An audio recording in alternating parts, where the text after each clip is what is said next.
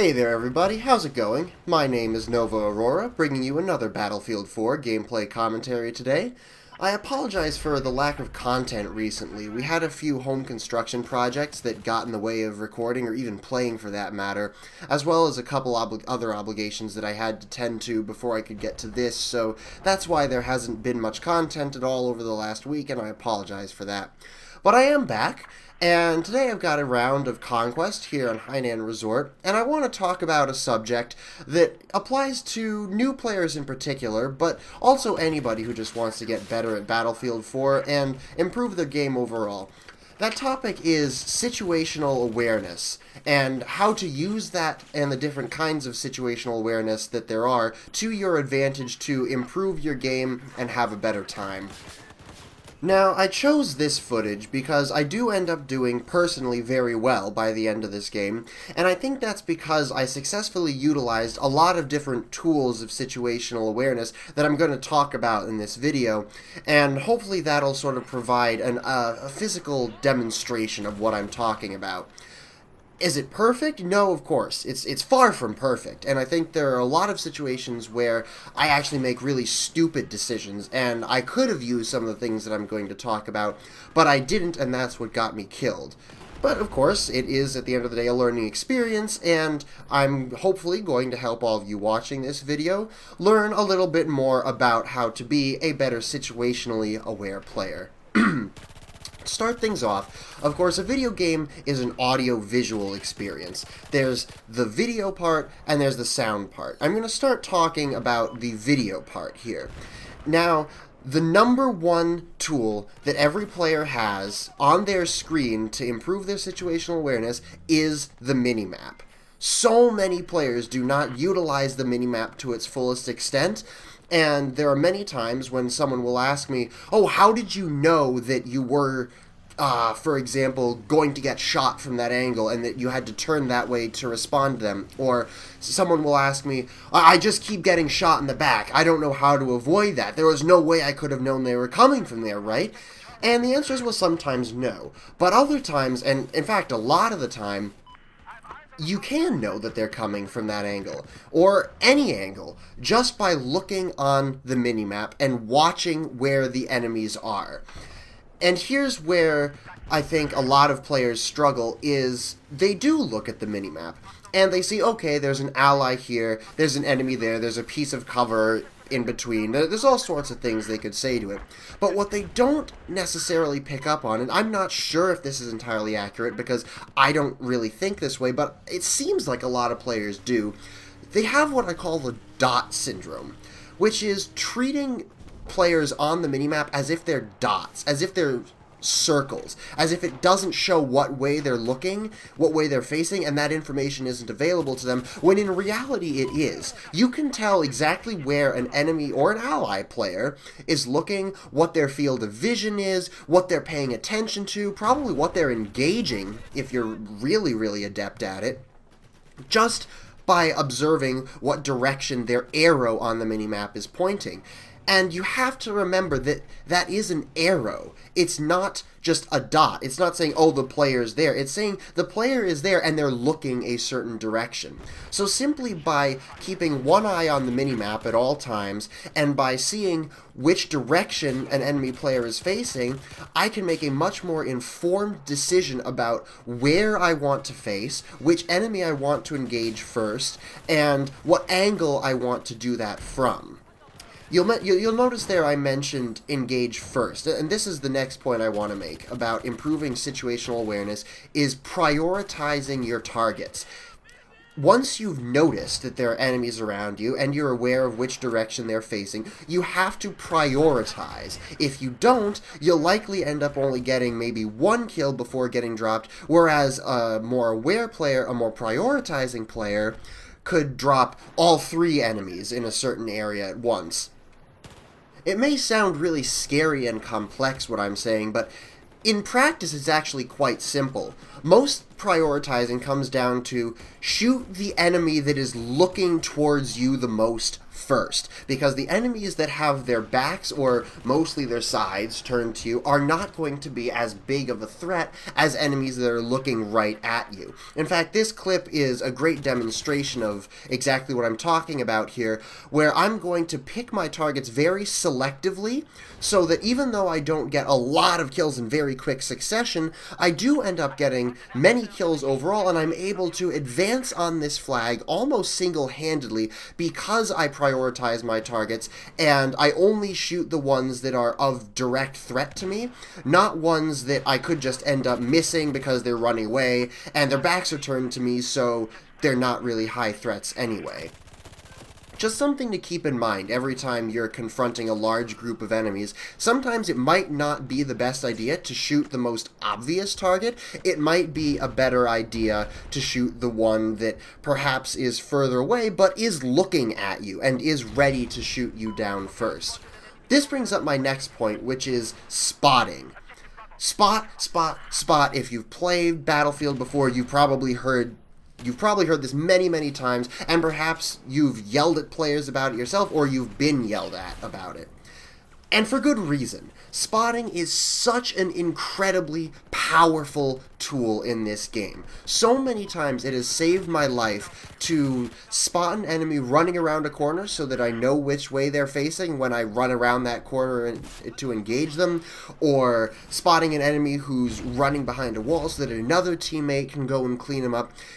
I could go on and I could make a whole video only about the benefits of spotting, but I'm not going to do that. I'm just going to say, train yourself to press Q, or whatever button you may have spot bound to, whatever platform you're on. Train yourself to press the spot button every time you're engaging an enemy, or every time you even see an enemy. Train yourself to light that target up on the map so that you and everybody else can see them and can be aware of where they're going and what they're doing. There's a little phrase that I like to say that I think really encapsulates what I'm trying to get at here with this whole spotting and prioritization discussion. And that is, if you can shoot it, spot it, but don't always shoot it if you can spot it. What that means is always make sure that everybody is aware of what's going on, but don't necessarily give yourself away in doing so. Sometimes it's best to wait a little bit patiently for the right opportunity to present itself than to just charge in and start shooting blindly, even if you know where your targets are. So that's a little bit of a synopsis on the visual part of situational awareness. Now I want to talk a little bit about sound.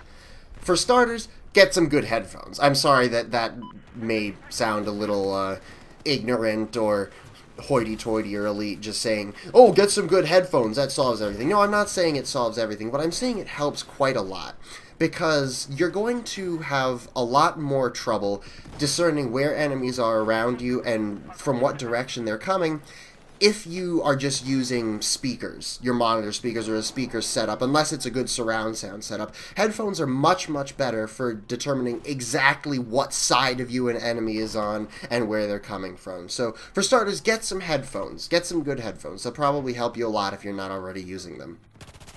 But in terms of actual gameplay, there's a lot of little things that I don't see a lot of players taking into account, but really help me. For example, knowing which team you're on and which language the characters of your team speak. At the start of every game, I'm not perfect at it, but I do make a concerted effort to memorize which team I'm on and which language they're going to be speaking, because then I know if I hear the shout-outs of that character, of the characters of that language, in the game, then I know that my teammates are around and I don't have to worry about it. However, if I hear the shoutouts of the other language, then I know that there's an enemy nearby. And this is especially helpful if they're not spotted, if you know that there's an enemy around but you don't know exactly where they are. Listen for those shoutouts, because they happen all the time if you're placing C4 down, if enemies die, or rather if an ally dies around you, your character will often shout something out. if they place an ammo kit or a med kit on the ground. It happens all the time, and it really, really helps to just be aware of when those shoutouts are happening and be able to know which side you're on so that you can then essentially home in on these shoutouts and find an enemy that visually your team and you were totally unaware of. Those shoutouts, and in fact all soldier noises, can be extremely helpful when trying to locate enemies that are on levels above or below you when you see that they're on the minimap but you don't know exactly where they are as well. That's especially pertinent in maps even like this, Hainan Resort, where you have the multi-leveled hotel in the middle there. Maps like Flood Zone are particularly good for this, where there's lots of stairways and different balconies all stacked on top of each other. And the mini-map is going to show, well, you could be standing right on top of an enemy, or right underneath an enemy, but you don't know exactly where they are. Listening carefully for those soldier shoutouts and for their gun noises, even footsteps if you have some really good headphones or it's particularly quiet. All those things can be very, very helpful in locating your target and protecting yourself from getting stabbed in the back. Really, the thing you always want to remember is the sound design in this game is fantastic, and audio is your friend.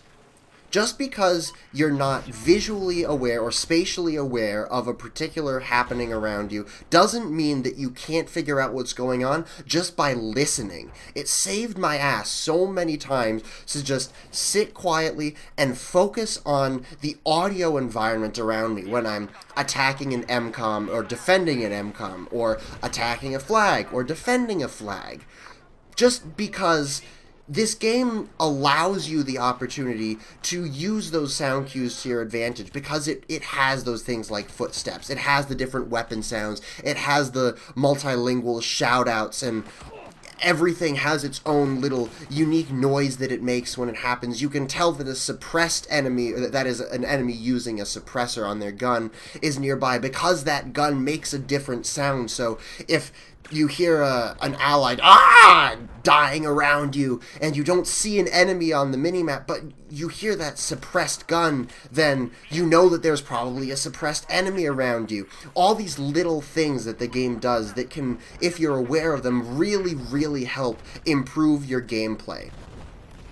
That's really at the heart of this whole discussion, I suppose, is the notion that you don't have to be a super reactive, twitchy player who goes 40-5 in Call of Duty all the time, who's a master at Counter-Strike. You don't have to have those physical, twitchy skills to do really well. All you have to do is be smart about how you engage the enemy, keep an eye on the minimap, always be aware of your surroundings, audio, visual, all those different things like I'm talking about here, and combine them all together into the whole experience, rather than just thinking, oh, I have to be a good shot and that's all that matters when going into a gunfight because it's a shooter, so all that matters is how accurate you are. No, not at all. I am not at all the most accurate player. I'm not the twitchiest player.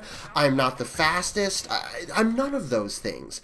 But I still manage to do very well in most of these games because I keep an eye on the minimap, because I listen to my surroundings, because I keep track of all these little pieces of information that add up to being able to be more than capable, in fact, excellent in a lot of combat situations without having super extreme gunplay skills. And I think that if you heed a lot of what I'm saying in this video, and especially if you weren't very aware of it before, or perhaps you were but didn't make a concerted effort to put it all together, I really hope, and I really do believe, that you'll see an improvement in your gameplay. So anyway, guys, I think that about wraps it up for this video. Thank you very much for watching. Again, I hope that what I've talked about here today helps you in some way. If it did, please leave a comment in the video below. If it didn't, tell me what your problem is. That sounds extremely weird, but I'd like to get a little bit of a discussion going on this topic if I can, because I think it's fairly interesting, and I'm interested to hear what other players have to say and what their mindsets are in regards to this topic. So, that's about it for me. Again, thank you very much for watching, and I will see you all next time.